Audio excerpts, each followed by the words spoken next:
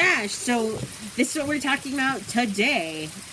And we're just going to run through this real quick because there's some big things that happened that we're going to talk about in a little bit more detail, but we're going to go over the actual card rather quickly. Yeah. So there was the Young Lions, or the dads, as they like to say. So that was Nakanishi, Tenkozi, and Nagata versus Ren Narita, Shota Umino, Red Shoes' son, Tetsuhiro Yagi, and Tomoyuki Oka. And this is one of those interesting things that New Japan does, and not everybody has this gimmick or anything. A lot of the young lions you can't be told apart at this stage in their career, and it's kind of just seeing who kind of gets over the most, who the fans actually really get behind. And I mean, I think and they're dressed down, black tights, black shoes. I think the two no character biggest whatsoever, really. Young Lions, neither of them are actually in this match, but I think the two most infamous ones at this point probably are Hirai Kawato, who has had several instances of tagging with main roster talent. And, oh my gosh, why can't I think of his name? Because I'm literally the worst. Katsuya Kitamura, who won their Young Lions Cup. Those are probably the two talents that they're the most high on, and probably the two most well-known out of the Young Lions dojo currently. Besides, of course, Shota Umino, but that's just because he's Red Shoes' son. Who was the one that kind of stood out the most in this match? I don't know, he did to me. I would assume he probably did to you as well. Seemed like he had a little bit of fire in him compared to the others. I don't know if anybody stood out to you. I don't know. I was like, which one were you talking about? His hair was a little bit different. He actually had a little bit of character compared to the others. I don't know. He kind of stood out a little bit to me. I've been a fan of Ren Narita. Not as much as I have been a fan of course, Kitamura. Kitamura is the young lion that's probably won me over the most this year, just because of his match at Power Struggle with David Finlay, which I thought was an incredible showcase for him, even though it was, unfortunately for him, a losing effort. But I think he shows a lot of natural charisma. And he's a big guy. He's short, but he's stocky. One of them they talked about who... His mouth guard, his vampire fangs. Oh, yeah. The only singles match, I think. Is that the one you're talking about? Yeah. Yeah. Well, I mean, this is a Power Struggle, so I'm not talking about the one here, but he was also there was one of the young lions in this match, they said, had actually trimmed down. Right? Most of them were trying to beef up. One of them had actually trimmed down while Oka, I think. Muscular. Oka's a little bit bigger than the rest of them. But of course, the dads wear them down. Well, yeah, because they're the dads. And it's interesting because we have such a large group of veteran wrestlers in Japan, and there's a huge difference between WWE. A lot of the veterans don't get to stick around. Yeah. Like WWE would have cut Manabu Nakanishi a long time ago. They would have cut Nagata a while ago. Tenkozi. They would have cut Tenkozi. Which is such a shame because all these Tenkozi's guys hysterical. would have been cut, future endeavored long ago, but they're still there in Japan and can still be used to help teach the young lions and help get them over eventually, or be in different groups with them or whatever. And so it's an interesting dynamic.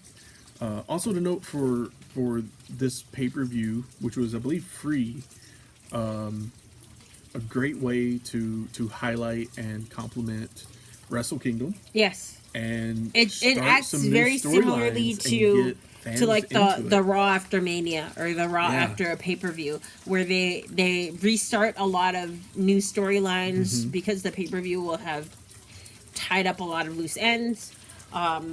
So that's kind of usually the purpose of New Year's Dash. Last year, or not last year, but the year before last, New Year's Dash, or the show right after Wrestle Kingdom, was when the Bullet Club turned on AJ Styles.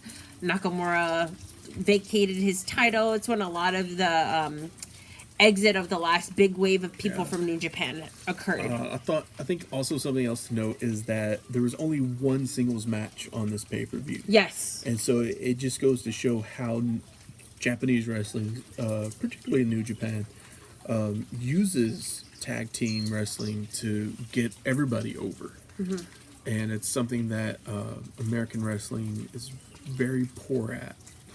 And that match was actually... it was, I want to say, the first of 7 for Kitamura. So it was Switchblade Jay White versus Katsuya Kitamura, and it's supposed to be like showcase matches for him as he sort of climbs the ranks of the main roster, because he was the young lion that ended up winning the Young Lions Cup for the year 2017, right at the end of last year. So this is supposed to be a way to get him experience sort of at an accelerated level. Yeah. Because they see that he's probably going to be the next to not retire, but to graduate from the Young Lions dojo. Yeah. And he's pretty poised to do so already. Both guys over. Yeah. He's very talented. He's, I think, a lot more, I guess maybe it's that he's allowed to be a lot more charismatic than some of his other counterparts because of the fact that he's already at an ascended level. But he's, I think, shown a lot of character and personality over the last maybe about 5 or 6 months of competition. No. Really my first time getting acquainted with, wasn't it Kitamura? Kitamura. And huge guy. I mean, not height-wise, but just muscular-wise. Yeah. And I comparatively was to the rest of the Young Lions, he's really, like, giant. Yeah. And he also has the hair that just, like... Yeah. He's very Superman, very Clark Kent. I kind of like want them to put him with Nakanishi just to kind of get that, if not fight him, like tag with him or something. But dude's huge. Mm-hmm. They do need to have that match at some point just to showcase his strength and be like, oh, pass that torch. Like, this is the strongest guy in New Japan.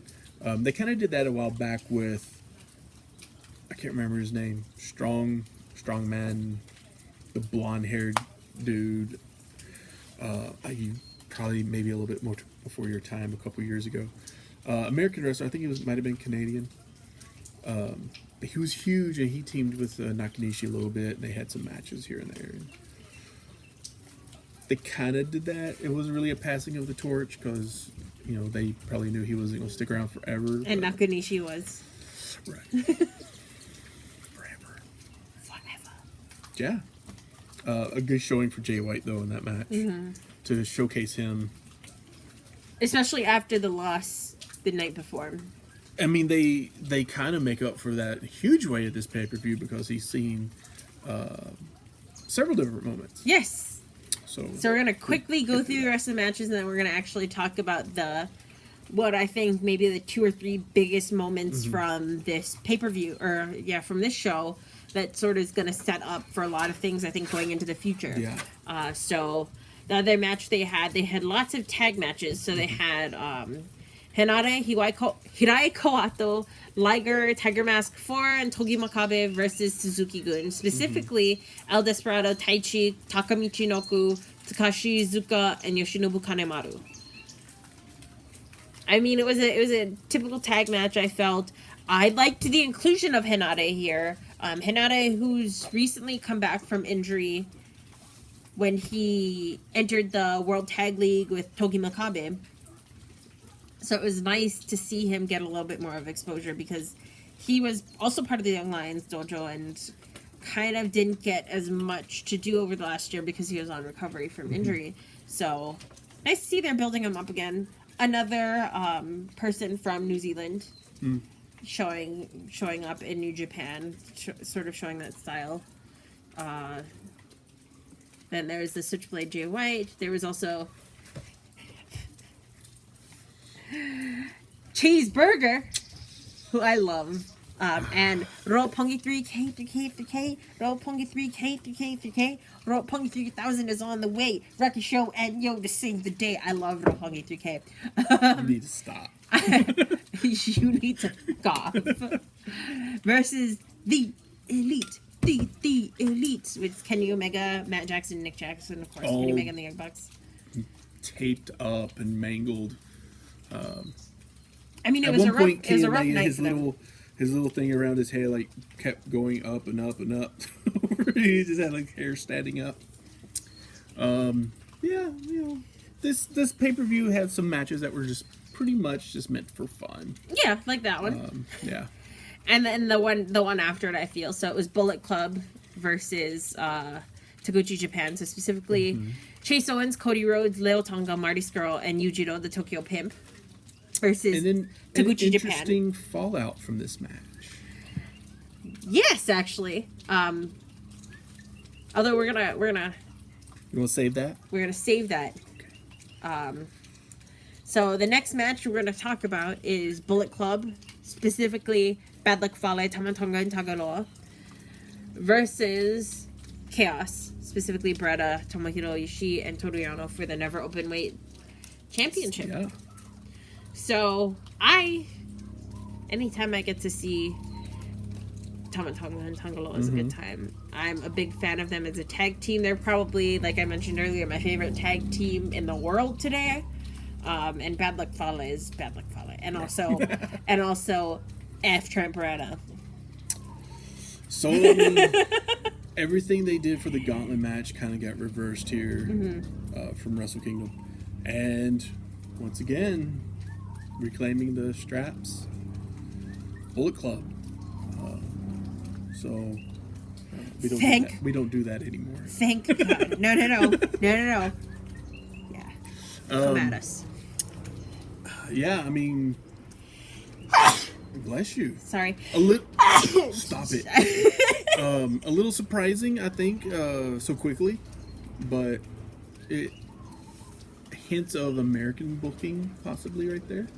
Like, doing a little nod to somebody and then reversing it the next night, kind of like, Zack Ryder with any title he's ever held. Aww. Best IC champ. That was great. This is probably one of my favorite IC champ moments, honestly. Yeah, I mean, the match was good.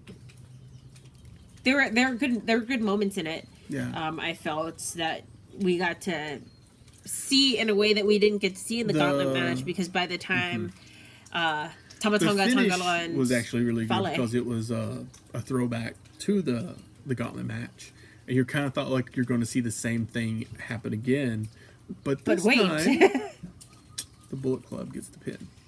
Thank God. Parallel universe.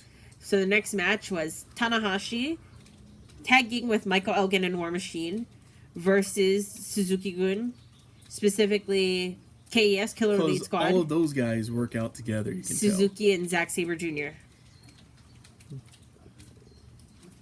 Yeah. Also, Suzuki showing the effects of losing that hair match the night before. Nicely clean shaven. Thank God, because I was just like extremely pissed off. I was as I was watching. It would have been great if he just showed up like just hadn't done anything else. Didn't fix it or anything. Nothing. That's what I wanted. It would have been so awesome. So bad. I was just like, just leave it. Just leave it all f***ed up. It's fine.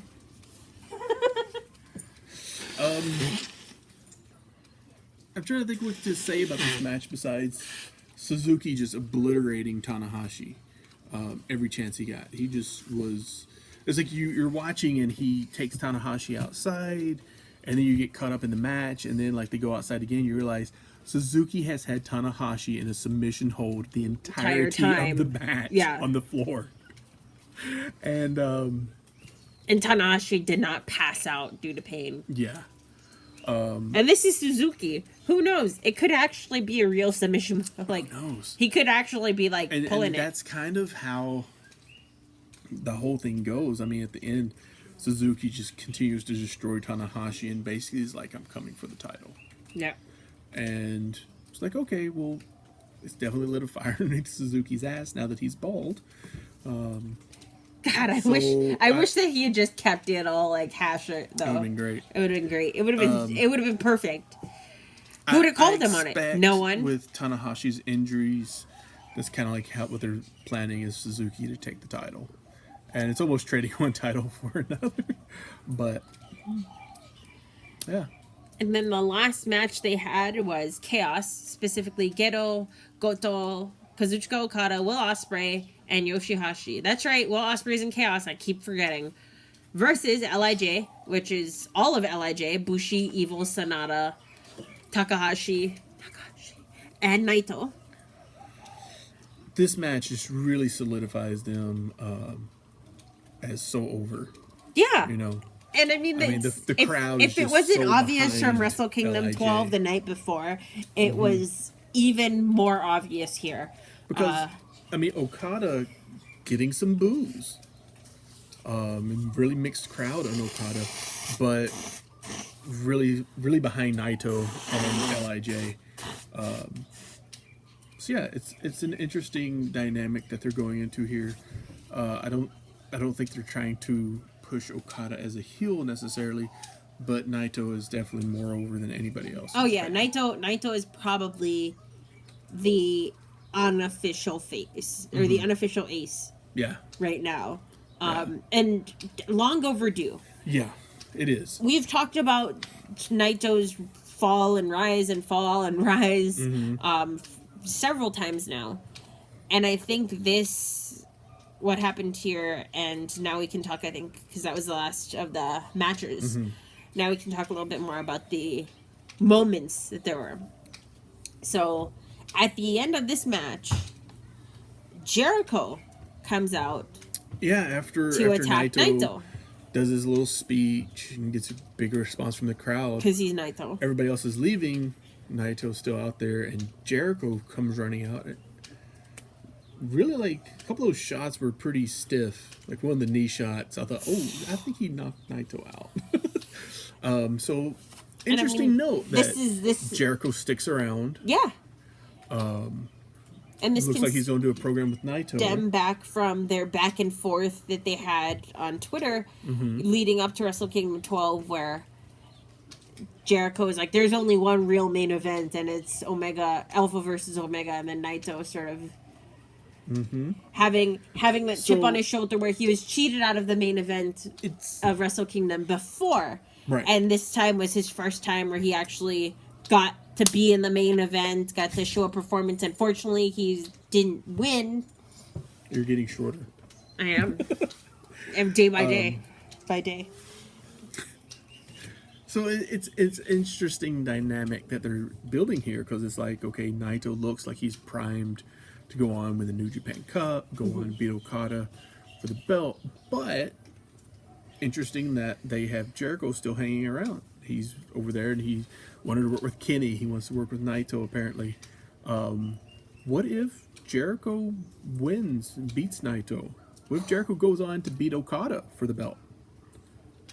I mean, if you're looking to get into the U.S. market, I mean, just think about it. You're looking to get in the U.S. market. If they're planning to push it through this year, Jericho is a huge name to go with. If Jericho wins the IWGP Heavyweight Championship, Kenny has to win it from him. That's the question. So do you go with Kenny, who is over more globally, or do you go with Naito, who is over more locally? And Jericho, Kenny's beaten Jericho, so clean. It's in a no DQ match. It would be a very interesting setup. I think it would depend on where you have the match as well. Would they have it as Strong Style Evolved? I don't know. I mean, if you did strap Jericho, would you have him going into Wrestle Kingdom next year as the champion, or would you have him drop it before then? I would say no, because I kind of feel like the next Wrestle Kingdom will definitely be Naito and Kenny. I would be interested to see if that happens, actually. I would like to see Naito versus Kenny. They've had some excellent matches in the past at G1 last year and G1 this year before. And who would be better going in as champion, too? Would you, I mean... I would prefer Naito go in as champion, Kenny win it at Kingdom. I kind of feel like the other way around. That's just because I'm a bigger Kenny mark. I love Omega. Yeah. If there's a wrestler I aspire to marry besides Kota Ibushi, it's Kenny Omega. Dean Ambrose. He's married already. I can't. They can get divorced. I don't want to wish that. That's mean. That's mean. But don't forget about Raven. You and Raven. No. It's gonna happen. Hard pass. The Cruise of Jericho. The Cruise of Jericho. Jericho will probably marry you. You know who else is going to be on the cruise of? You know who else is going to be on the Cruise of Jericho? No. Hangman Page. So. You gonna marry him? I mean, I'd marry Hangman. Why do you think they call him Hangman? Anyway, I don't think it's because he's hung. No, but for real, that's why. So the next thing that we're going to be talking about is Raven would be glad to, have that competition. Hard pass. Hard pass. From the stories I've heard. Hard pass. So the next match we're going to be That's talking what he's about. going to say. No, stop it. One of them will be here soon after Angie gets married to him. They'll be on the podcast. Yep. Is the post match of the Bullet Club featuring Cody. So a lot of things kind of happen here. Bullet Club takes everybody out. Bullet Club takes everyone out. There's a revisiting of Cody versus Kota. An interesting thing that I forgot to mention actually in our review of Wrestle Kingdom 12 was there's this great moment in the match of Cody versus Kota where Cody screams at Kota, "He doesn't love you like I love you." And I was just like, because we all know who he's talking about. In a minute. We're almost done. So, here, hold on. And... Okay, we're back. So, setting up, we're talking about I don't know what Kota versus Cody. Yes. So, setting up a little bit more in between them, where Cody actually goes to try and Pillmanize Kota. That's a good word for it. I like how that's still what they call it, because Brian Pillman's my favorite of all time. Yeah, because the Bullet Club is taking everybody out. Kota's left, and... Goes in for the kill. I don't know who the two were that had him stretched out there, and Cody's getting ready to Pillmanize him. Mm-hmm. And who runs out for the save? Kenny. Former tag team partner of Kota Ibushi. They've, over this past year, have had a lot of unspoken interaction. Mm-hmm. Specifically when Kenny lost against Naito for winning the G1. There was a moment that they shared backstage. Mm-hmm. So it's been really interesting seeing what will likely lead to their paths crossing in a more direct way again. Now, this set up a couple of different things. So there was also the sort of... There's the rivalry between Cody and Kenny, too, that has been going on. That was kind of quashed a little bit. Now it's reigniting. Kenny is sort of the leader of the Bullet Club in Japan, whereas Cody's seen more as leader of the Bullet Club in the United States with Ring of Honor. Lieutenant, I guess you would say. Yeah, I mean, Cody is obviously going to be the next person to ascend to lead the Bullet Club. It's just a matter of when and how that's going to happen. Some people think that it's going to happen when Kenny chooses to leave New Japan, because that's traditionally been how they hand off the torch. But now, how did they hand it off when Balor left? Was there any official? Did he just leave, or did they didn't kick him out like they did AJ? they didn't like kick him out in the same way, but it was essentially kicked out, and that was also because he was going to NXT. Right. So he left to go to NXT. And then when AJ left, it was because he was going to WWE also, and that was when a lot more of them turned on AJ. Mm-hmm. And so now we're under the leadership of Kenny. And it remains to be seen. I mean, Kenny is a face. For the most part, yeah. Yeah. I mean, he's cocky, but he's successfully transitioned from being the heel that he was when he took over Bullet Club in this to a face. He's solidly a face. And it's kind of like, yeah, he's a celebrity almost level. Yeah. And it felt like we all saw Kenny's DMs. He's a lot of things. When he come out, Cody is definitely the heel in this aspect. And I mean, Cody's been doing a lot more of the heel work in both Ring of Honor and New Japan. Yeah. It's questionable where Bullet Club loyalties lie. Because, I mean, obviously the Bucks will probably side with Kenny. Well, remains to be seen.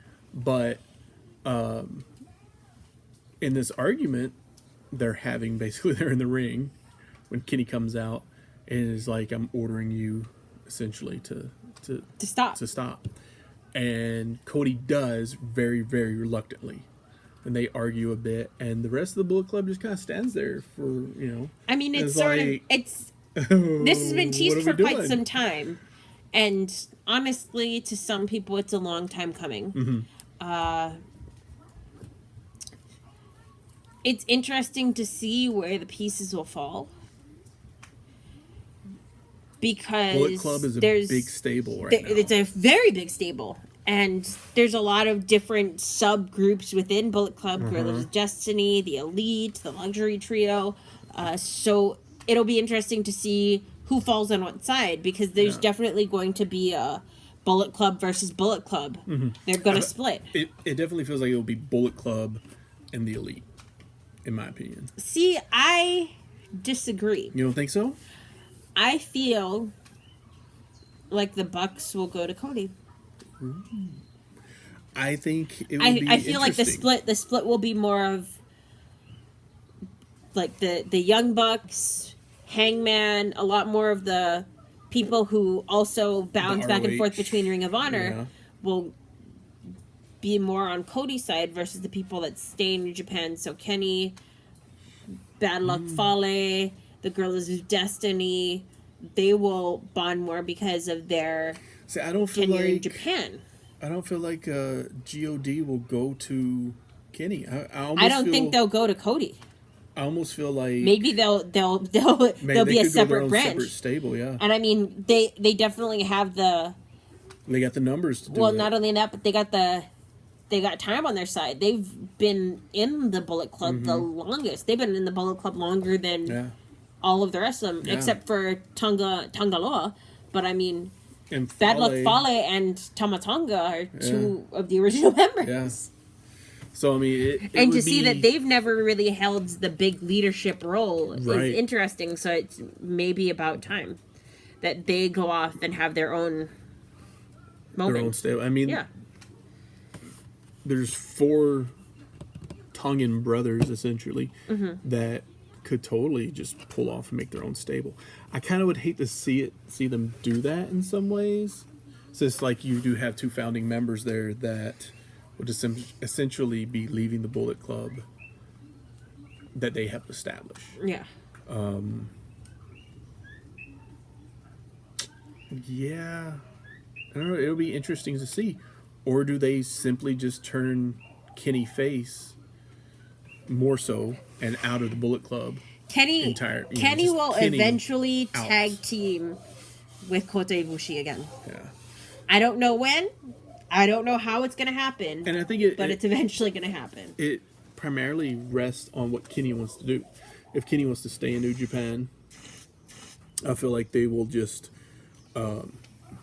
kick him out of the group and we'll get a Kenny push, which will be interesting. Naito, Kenny, and Kota as like your main your main guys. Your new wave of aces. Because I mean, you have Okada.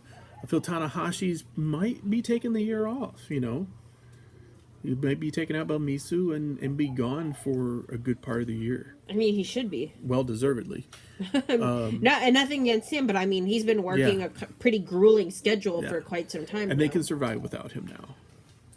I mean, that's one possibility. The other possibility is Kenny does go to WWE and they just kick him out, take him out.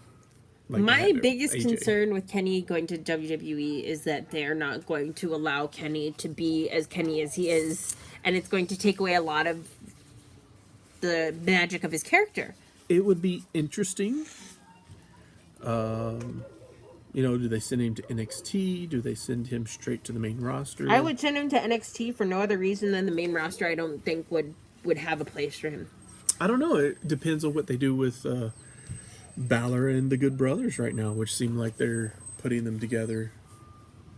I don't know. I mean, kind of long overdue, honestly. Yeah, it is. So it should be an interesting year to watch New Japan. Try to keep up with it because it does have an impact on WWE as well, as we've seen over the last several years. WWE rating talent and whatnot. Oh yeah, and I think it's getting close to being about that time again. Yeah, WWE has been after Fale before as well, and he hasn't gone because I believe he opened up a school in Auckland. Don't quote me on that, but I believe that's what I'd heard. And I think you're right. All of his family is in New Zealand and whatnot too, so kind of hard to relocate from New Zealand to Florida. But wrestlers have done such before, so I guess it would depend on. You're looking at Kenny Omega pictures. It would depend on the money, but I imagine if they take Fale, they would probably take Gorillas as well. I would hope so. I mean, that's a perfect. Why would you leave him? I mean, that's a perfect stable already going in. So that is basically New Year's Dash in a nutshell. Well, we forget to talk about this part. We didn't talk about Jay White. So Kenny comes in and, starts talking about how he's tired of all this infighting with the Bullet Club. Cody and the Bullet Club leave. Yeah, he really thinks that they should be a unit, and that's why he's gonna bring in a new member. I don't know how that answers anything, but you have a baby to save a marriage. I guess. You know what I mean? It doesn't seem. But yeah, so he introduces who's going to be a new member. And the new member is Switchblade Jay White. Jay White comes out, takes the shirt. We don't do that anymore. But so yeah, and then he proceeds to and hits Kenny Omega with the Blade Runner. Yeah. Which is essentially, like we say, the Sister Abigail, but so yeah, he takes out Kenny. And an interesting thing is Kenny talks about how, you remind me of Kenny the Cleaner Omega in 2015, sort of up and coming, not really knowing where exactly you're going to fall, and then the Bullet Club gave him the guidance he needed to come up in the world. This wasn't on New Year's Dash, so correct me if I'm wrong, but I believe Okada recruited Jay White to Chaos. Yes, that is true. So an interesting dynamic they've created there as well. Yep. Is Chaos going to turn heel? Like, essentially be the big heel faction. And is Okada going to turn heel? He's been getting boos. LIJ is super over. So are they kind of doing like a swap around with the Bullet Club right in the middle? Split down. Yeah. An interesting dynamic. I don't know. It'll be fun to follow. Can't say that I've been as excited to follow anything in WWE so far. And you have stables. You have we still have good wrestlers. A lot of different characters. We still have we still have Royal Rumble. We do. which might set up a lot of interesting possibilities, considering there still might be a 4 horsewomen versus 4 horsewomen. I'm a big fan of that concept. Mm-hmm. I have yet to see in practice how talented Marina Shafir and Jessamine Duke are in the ring in a wrestling sort of format. So it'll be interesting to see how the pieces fall there. Jericho will show up and win the Rumble. Jericho will probably not. He won't. I don't think he'll be in WWE for a while. Maybe not for the rest of the year, since it looks like he'll be on tour with Japan. Good for Jericho. Yeah. Like really putting it out there. And see right there, hitting the walls of Jericho on Red Shoes' son. It'll be, like I said, it'll be interesting. What if, a lot of what ifs. What if Jericho joins the Bullet Club and takes over? That would be interesting. Or what if Cody's the leader and Jericho is his, what do you call it? I can't think of the term of it. Constellion or something like that. Like mobster, his advisor. Yeah. That would be kind of great, really, especially with the Kenny thing. Yeah. Over there, who had to wear my mask? Can you come out? You can come out. Anyway, we're wrapping up. That's our review of New Year's Dash, or New Year. New Year's Dash. New Year Dash. Yeah.